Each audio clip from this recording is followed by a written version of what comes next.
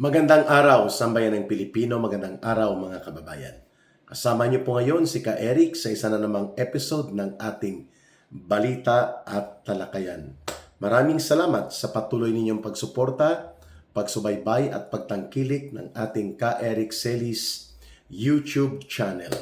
Utang na loob ko po yan sa inyo at ng aking pamilya dahil lumalago at dumadami ang subscribers, lumalakas at lumalawak ang viewers. Ibig sabihin po, ay nadaragdagan din ang ating resources at the same time, naaabot natin ang mas maraming mga mamamayan para sa pagpapaliwanag sa ating videos. Hindi ko po magagawa yan kung wala po kayo. At mayroon na rin po tayong Facebook page. Hindi ko pa masyadong na-maximize pero mayroon na po tayong Jeffrey Ka Eric Celis 2.0. You can help po by promoting, by subscribing. 29 pesos lang po per month ang minimum subscription, and you can subscribe and support kahit po mga 29 pesos lang. Pag natipo natin, pwede na rin po siyang magdagdag ng resources sa bangon sambayanan po natin. And ang aming bigwas ng Agila ni Ma'am Lorraine ay ang pangalan po sa Facebook page at sa YouTube channel, Bigwas ng Agila 2.0. Ang aking Facebook page ay Jeffrey Ka Eric Celis 2.0. Ayan, mga kababayan. Uy, maraming salamat sa inyong pagsuporta at patuloy na tumataas ang ating subscribers at viewers. Puntahan po natin itong balita na kinansila na ng US State Department as the main authority of the US government sa patungkol po sa mga visa and passport. So may dalawang uri ng passport, US visa, si Martin Tambaloslos Romualdez, no? Ang isa sa itinuturong sangkot na mastermind sa malawakan at sindikato na uri ng sistematikong korupsyon at pandarambong sa ating bayan, sa gobyerno, na marami ang nagtuturo at nagsasabi na siya ang involved, lalo na ang mga nanggaling po sa inner circle nila ng sindikato ng kanyang pinsan na si Marcos Jr. So may dalawang uri pala na hawak na US visa si Martin Tambaloslos. No? Ang una, yung kanyang tourist visa. At ang isa, ang kanyang diplomatic visa. In his capacity bilang isa sa matataas na opisyal ng gobyerno, no? At may pribilehiyo po sila, kagaya kay Marcos, sa asawa niya, sa mga kapatid ni Marcos, bilang bahagi po yan ng ini-extend na diplomatic courtesy ng mga bansa na mayroon po tayong masigla at maayos na diplomatic relationship. Ayun. So, kinansila na po ng US State Department, which is equivalent po yan sa ating Department of Foreign Affairs, at ng US Immigration Authority. Kansilado na po ang US visa, yung diplomatic visa, at pati po ang tinatawag na tourist visa ni Martin Tambaloslos. Ano pong ibig sabihin nito? Una, hindi na po siya makakapasok libre at makapag-travel papasok sa anumang teritoryo na sakop po ng Estados Unidos ng Amerika. Ibig sabihin, kung may plano siyang tumakas, magtago o kaya dumiskarte na magkaroon ng anumang proteksyon sa pamamagitan sa pagpasok sa teritoryo ng Estados Unidos saan mang bahagi ng State of America, hindi na pwede. So, restricted na siya sa United States of America. Yan pong ibig sabihin. Pangalawa, nagpapakita po ito na binabantayan ng gobyerno ng Estados Unidos ang mga nagaganap sa Pilipinas. Sapagkat yung mga US visa na yan ay mga pribilehiyo lamang yan. Anytime it can be canceled, it can be revoked unilaterally ng nagbibigay na bansa, no? Kung gugustuhin niya na ikansila ang iyong visa, ay hindi ka po makakapasok sa kanilang bansa o sa kanilang estado. Yan po ay nagpapakita na ang mga otoridad ng gobyerno ng Pilipinas, alam naman po natin na mayroon silang in every diplomatic post or in every diplomatic mission or foreign mission ng mga bansa, may kaakibat po yan ng mga intelligence deployment. Kaya po sa loob ng US Embassy, alam natin mayroon pong CIA desk o Central Intelligence Agency. Minsan ang pakilala niya nila sa mga deployment for the Philippine or for the foreign mission, tinatawag po yan na Second Secretary o kaya Charge the Affairs o kaya Political Affairs Department o kaya Cultural Liaison Officer, kung ano-anong mga katawagan para lang hindi mabuko na may mga espiya o mayroong mga operatiba ng national intelligence na mga agencies ng mga naturang bansa. Hindi lang po yan practice ng Estados Unidos.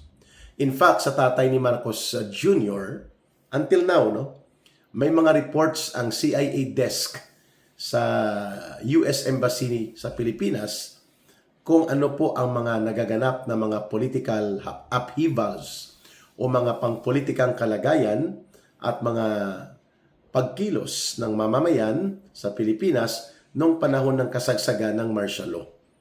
Mayroon po dyan na tinatawag na Philippine Situation Report and Update. Ano yan? Ang pagkakaalam ko, monthly. Gumagawa po ng mga summary or intelligence summary report in SUM. In SUM ang tawag niyan, or intelligence summary report, tinatawag nilang Political, Economic, and Social Situation Report in the Philippines. So kung ano pong nakikita ng mga espiya o ng mga intelligence operatives ng Amerika o ng anumang bansa, ginagawa niya ng report. We do also the same. Hindi lang natin sinasabi yan.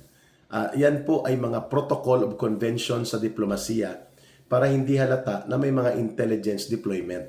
Pero all countries do that. Hindi lang ang Amerika. Pero itong pagkakaroon ng unilateral decision on the part of the authorities of US government sa pagkakansila ng visa ni Martin Tambaloslos ay isang hakbang na nagpapakita that there are reports coming in to the authorities of the government of America, including kay Donald Trump, na nakikita nila kung gaano kalubha, kalala at kalawak ang inabot ng iskandalusong pangungurakot sa kabanang bayan na kinasasangkutan nitong magpinsan na Bongbong Marcos Jr.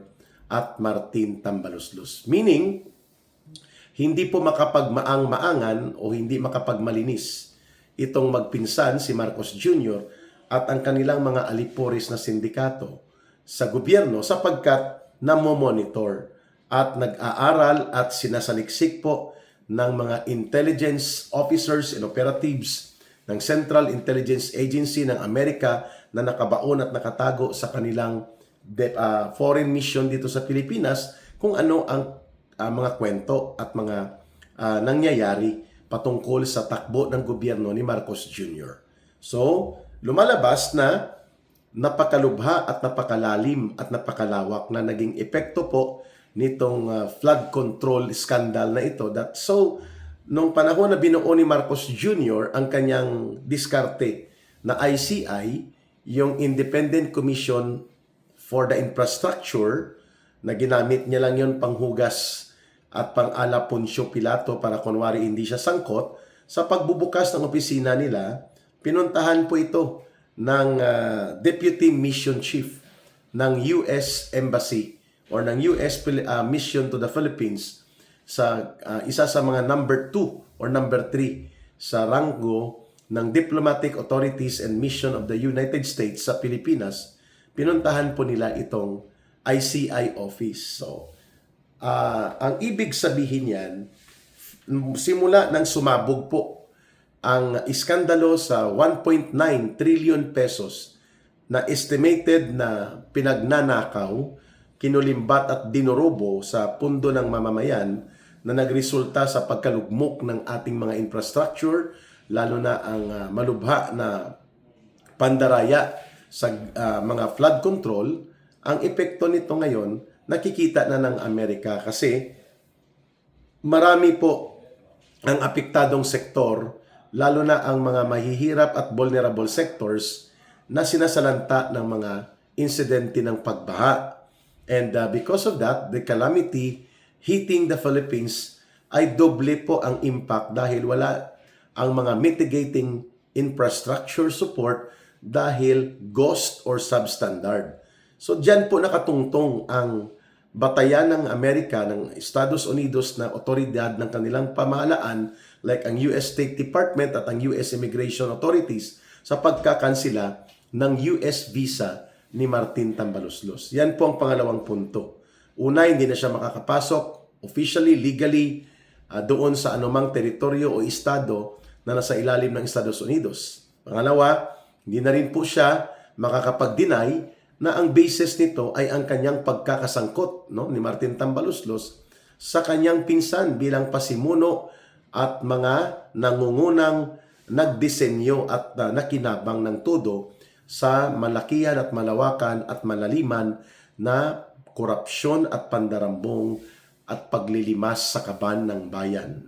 Okay? Ang pangatlong implication at ang pagkakahulugan nitong US visa cancellation made against Martin Tambaloslos, ibig sabihin po na may mensahe ang Estados Unidos sa gobyerno ni Marcos na ayusin mo at dapat mapapanagot at mapaparusahan ang mga nasasangkot. If it includes your cousin, then so be it.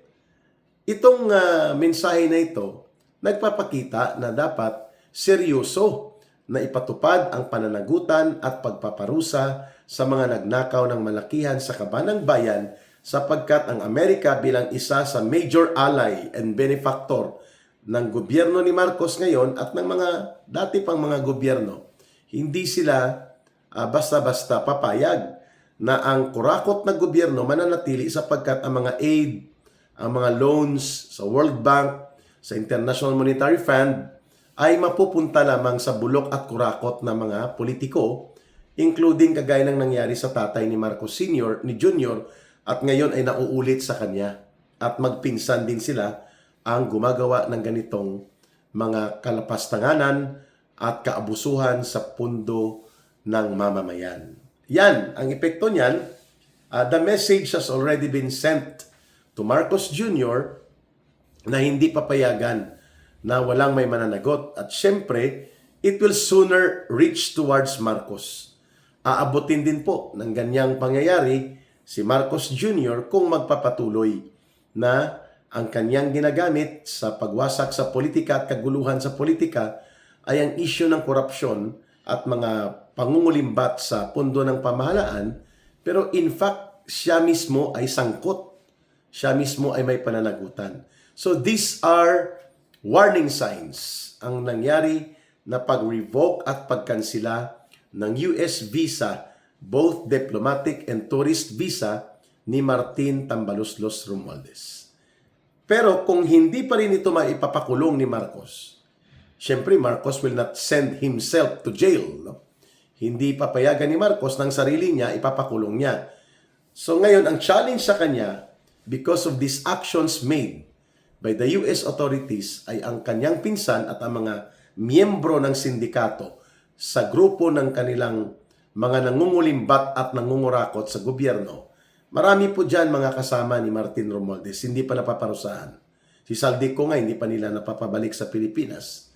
At si Saldico mismo ay marami na pong isiniwalat tungkol sa detalye ng katotohanang pagkakasangkot ng magpinsang ito, even ang asawa ni Marcos, na si Lisa Araneta. Ngayon, it took the authorities of the US State Department and the US Immigration Authority to declare a subliminal message, yung pasimple na mensahe na nakabantay kami at kami ay nagmamatyag at handang gumawa ng hakbang. Kagaya ng ginawang pagkakansila ngayon sa visa ng kanyang pinsan ni Marcos, itong si Martin Tambaloslos Romualdez. Ayan. So ano po ang patutunguhan nito sa pangkabuuan?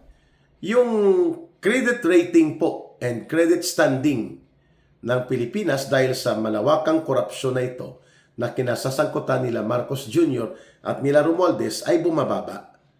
Bagamat nakakapag-utang pa rin at may mga creditors para nagbibigay sa Pilipinas, pero ang pagdududa na ito'y ginagamit lamang sa pagnanakaw at pangungurakot, the way this kind of systematic corruption, massive plunder were exposed in media both dito sa Pilipinas at sa abroad, na nagtulak sa Estados Unidos na magkaroon ng pagpapadala ng mensahe na hindi nila nagugustuhan, na may nasasangkot na mga matataas na opisyal ng gobyerno, lalo na nakonektado mismo sa presidente. At ang pinag-uusapan natin dito ay ang pagkakasangkot ni Martin Tambaloslos Romualdez.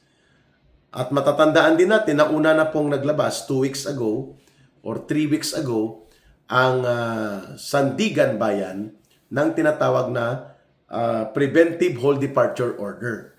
Ibig sabihin po, pwede pang makatravel si Romualdez pero pwede siyang harangin.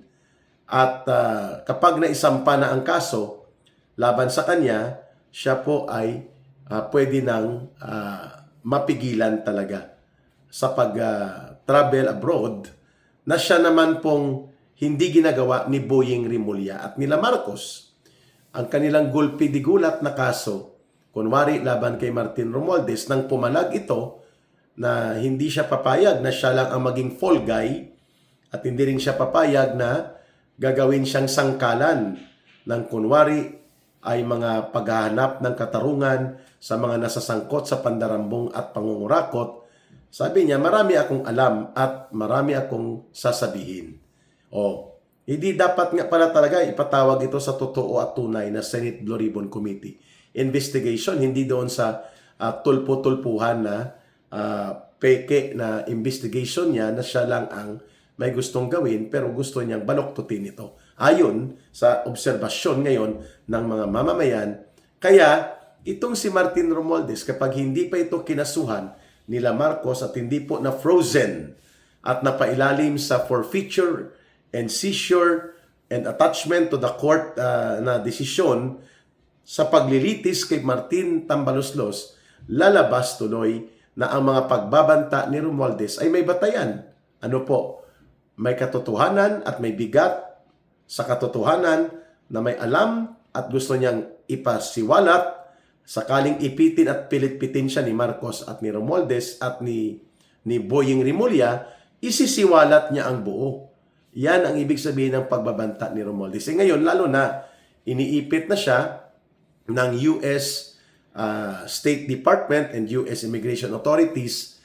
Malamang sa malamang po, kapag isinampa na ang kaso laban kay Romualdez, ay hindi na mapipigilan din na pwedeng isiwalat na niya ang mga kaganapang ito. Unless he will be guaranteed by Marcos na sampasampahan ng kaso lang, pero hindi naman talaga kaso na totoo at madidismiss lang. But it is another story kung paniniwalaan ni Romualdez ang ganyang diskarte ni Bongbong Marcos at ni Boying Rimulya. So nakikita natin po ang pag-develop ng or pag-escalate ng internal conflict within and among the sindikatos ni Marcos. No? At yan din ang mangyayari sa 12 Judas na ginagamit ni Marcos. Pwedeng yan din ang patutunguhan ng kanilang pagkakaroon ngayon ng mga banggaan at hidwaan dahil hindi mapigilan ni Marcos ang sarili niya na pakialaman po ang mga nangyayari sa Senado at isabotahe ito para lang sa ganon ay hindi magtuloy-tuloy ang pagbubulgar at pagbubunyag sa kanyang pagkakasangkot at ang mga sindikato na umiiral sa pandarambong at pangungurakot sa ilalim ng kanyang administrasyon. So welcome development po ito.